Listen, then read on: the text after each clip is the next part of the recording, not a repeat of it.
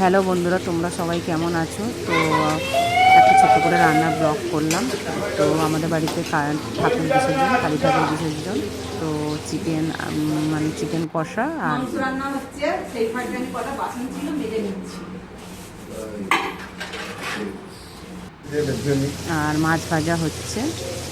Chicken কষা আর মাছ ভাজা হচ্ছে। তো বাড়িতে সব গেস্ট এসেছে, তো রান্না করছি। 5 কিলো চিকেন আছে আর অল্প মাছ ভাজা হবে। তো সবাই খাওয়া দাওয়া করবে। বাড়িতে গেস্ট এসেছে, বোনেরা, বোন আর কয়েকজন সব বন্ধুবান্ধব এসেছে। তো মশলা কষানো হচ্ছে, যা যা মশলা দেয় চিকেনে সেই সবই দেওয়া হচ্ছে। লঙ্কার গুঁড়ো, হলুদ গুঁড়ো এইসব দেওয়া হচ্ছে। তো আমাদের বাড়িতে বিসর্জন, তো আমি খুব এক্সাইটেড, যেহেতু একটু সাজুগুজু করবো, ডান্স করব, ঠাকুর বরণ করব। তো ভাবছি রান্নাটা করে নিই, তারপরে মানে এইগুলো করা হয়ে গেলে আর কোনো দিকে চিন্তা থাকবে না, যে ওদিকটা মানে নিশ্চিন্তভাবে আমি মানে এগুলো করতে পারবো।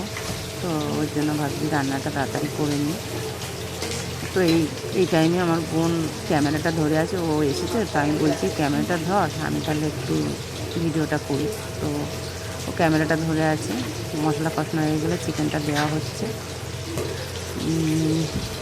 কড়াটা ছোটো হয়ে গেছে আর চিকেনটা অনেকটা বেশি হয়ে গেছে, তো হচ্ছে না। ভাবছি কী করব।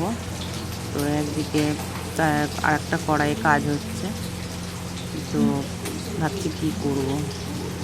ভাবছি দুটো কড়ার মধ্যেই দিয়ে দেব।